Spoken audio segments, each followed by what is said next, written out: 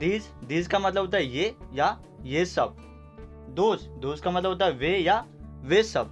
These का use करते हैं हम पास की वस्तुओं के लिए, वहीं दोज का यूज करते हैं हम दूर की वस्तुओं के लिए।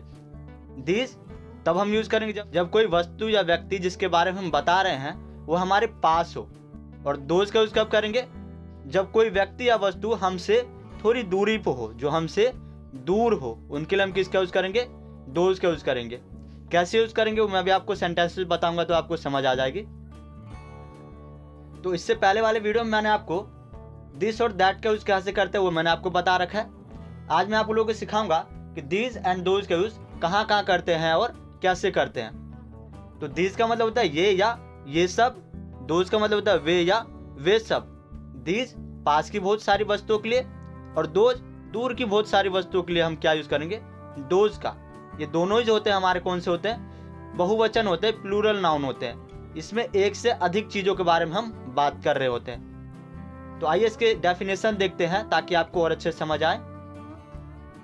दीज और दोज डेमोन्स्ट्रेटिव प्रोनाउंस यानी संकेतवाचक संज्ञा या एडजेक्टिव है।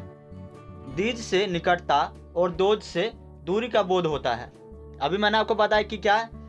दीज और दोज ये दोनों क्या है? डेमोन्स्ट्रेटिव प्रोनाउंस है, यानी संकेतवाचक संज्ञा है।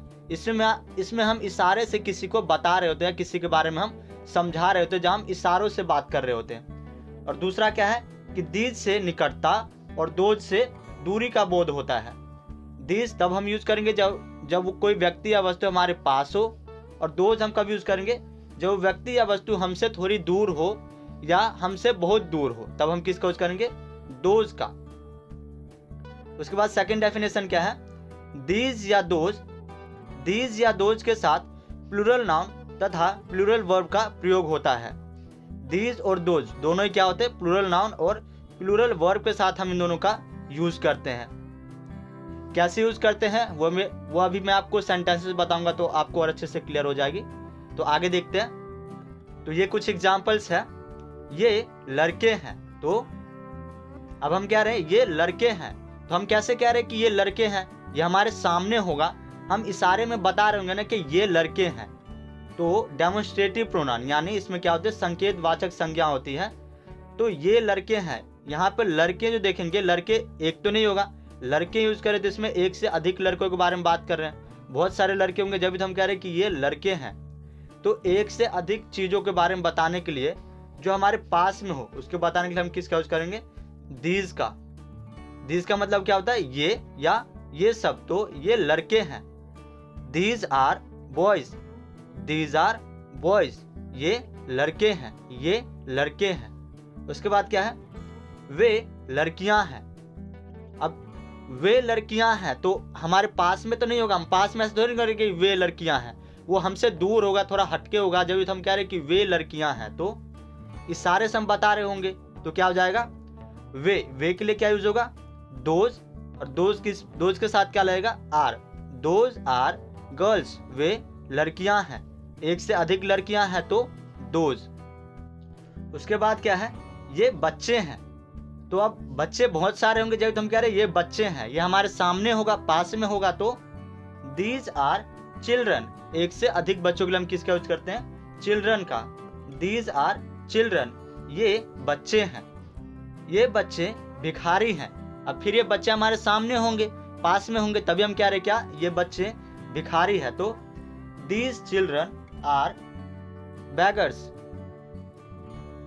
ये पेड़ हरे हैं। These trees are green, these trees are green. एक से अधिक पेड़ के लिए हम किसका यूज करेंगे?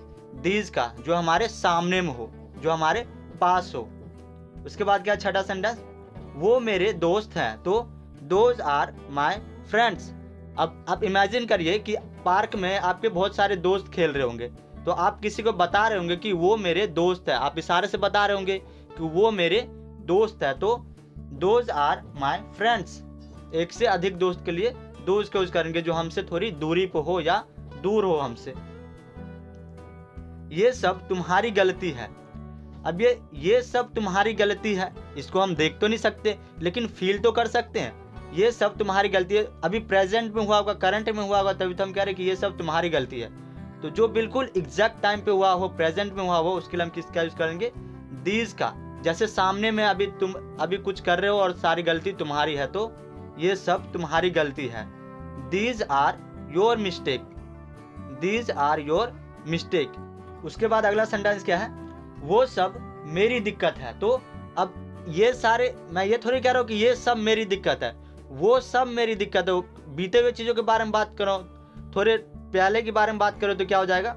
Those are my problems, those are my problem, या यहाँ पर आप प्रॉब्लम्स भी कह सकते हैं। दोज आर माई प्रॉब्लम्स, वो सब मेरी दिक्कत है। Those are my problems. अगर ये होता कि ये सब मेरी दिक्कत है तो दीज आर माई प्रॉब्लम्स।